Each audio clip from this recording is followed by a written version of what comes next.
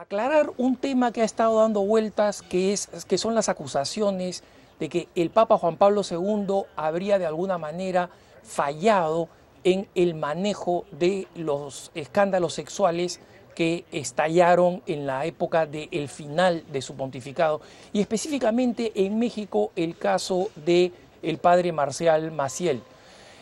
Hay periodistas, tanto en México como en Estados Unidos y en otros lugares, que han tratado de levantar este tema, manchando la imagen impoluta de Juan Pablo II.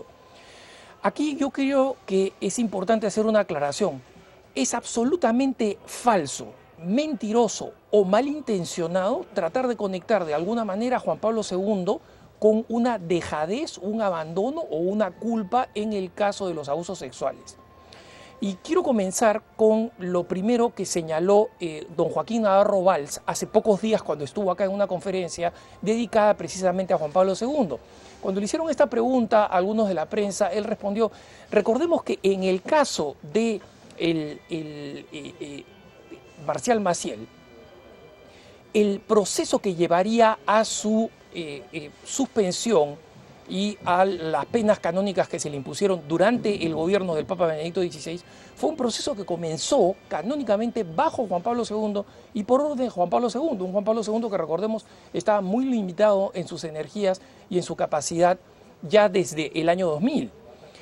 En segundo lugar, más importante todavía, George Weigel, el biógrafo del Papa Juan Pablo II, recuerda que Juan Pablo II tomó una serie de medidas inmediatamente pasado el verano en el que se suscitaron los escándalos de los abusos sexuales alrededor del 2006. Lo más importante es que existen estándares muy diferentes para juzgar al Papa Juan Pablo II y para juzgar a otras figuras públicas. Les pongo un caso. Mark Thompson es el presidente y CEO del New York Times. Maureen Dowd es una periodista que es una de las primeras en haber acusado a Juan Pablo II de complicidad con los abusos sexuales, y es una periodista del New York Times. Resulta que Mark Thompson es un británico que del 2004 al 2012 fue presidente de la BBC en Londres. Bajo su gobierno depredó el más perverso y conocido violador de niños de la historia de Inglaterra, Jimmy Savile. Ustedes pueden buscar ese nombre en Google.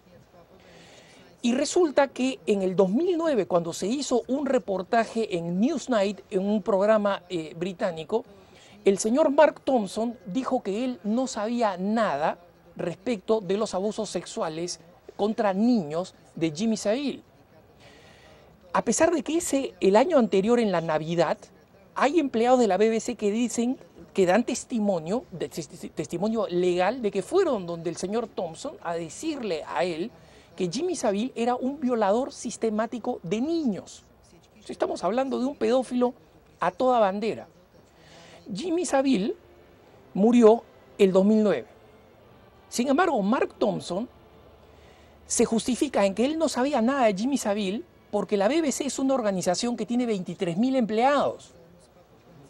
Y el señor Thompson es hoy en día el respetado presidente y CEO del New York Times, donde trabaja Maureen Dowd, que le hace la crítica a Juan Pablo II. Ahora, en la Iglesia Católica existen 2 billones o 1.2 billones de católicos.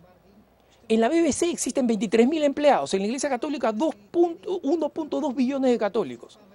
Y resulta que al señor Mark Thompson, que es presidente del New York Times, sí tenemos que creerle que él no sabía nada porque tenía 23.000 empleados, pero al Papa Juan Pablo II no le podemos creer que él no sabía en una organización o una institución o una familia que tiene 1.2 billones de miembros. Quiero terminar simplemente señalando 2 cosas. Para hacer una acusación en ante cualquier corte, se necesita que para que la acusación sea eficaz tenga 2 cosas. Y tenga, 1, pruebas de los hechos, y 2, motivo. ¿Cuál es el motivo del crimen? Primero, ¿dónde está la prueba de los hechos que tienen, por ejemplo, periodistas como Maureen Dowd o como Jorge Ramos cuando dicen que el Papa sabía? ¿Qué prueba tiene? Cero. nunca en sus artículos han presentado nada que no sea nada más que especulaciones, chismes y adjetivos. No han presentado ninguna prueba. No hay ninguna prueba que demuestre que el Papa podía saber. Y en segundo lugar, el motivo. Juan Pablo II es una figura colosal que a lo largo de la historia demostró una coherencia enorme. Suspendió a obispos. En Francia fue el primer papa después de años, de muchos años, que suspende a un obispo y no suspendió a uno solo. Corrigió a gente en público, recordemos a Ernesto Cardenal en Nicaragua. Tomó medidas extraordinarias en muchas circunstancias. Amenazó con él mismo viajar a Polonia si es que las tropas rusas invadían Polonia en la época del gobierno del presidente Jaruzelski, bajo la órbita soviética. Es decir, es un papa que ha demostrado a lo largo de toda su vida que no ha tenido miedo para actuar ni con extremos de la izquierda ni con extremos de la derecha en ninguna ocasión. Es un presidente que fue capaz de encontrarse con Fidel Castro, así como con Augusto Pinochet, y a ambos cantarle las cosas claras. ¿Qué motivo podía tener Juan Pablo II para que, si es que él sabía, haber dejado que esto siga pasando? ¿Qué motivo puede ser consistente con la personalidad de Juan Pablo II? Si hubiéramos visto un papa esquivo, cobarde, podríamos decir, bueno, tuvo miedo. ¿Qué poder podía tener un tipo como Marcial Maciel frente a los grandes poderes del mundo ante los cuales el Papa Juan Pablo II fue capaz de plantarse, en el mundo o en la Iglesia?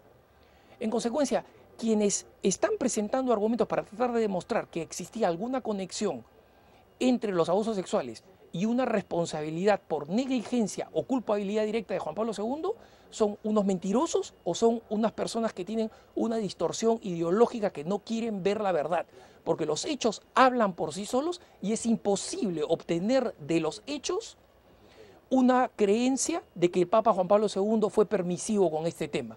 Es como tratar de ordeñar a un caballo. No se le va a sacar nada. Los hechos demuestran exactamente lo contrario. Les agradezco por la paciencia con este tema, pero me parecía muy importante poner los hechos al frente para que los hermanos que están interesados solamente en la verdad, creyentes o no, puedan sacar sus conclusiones.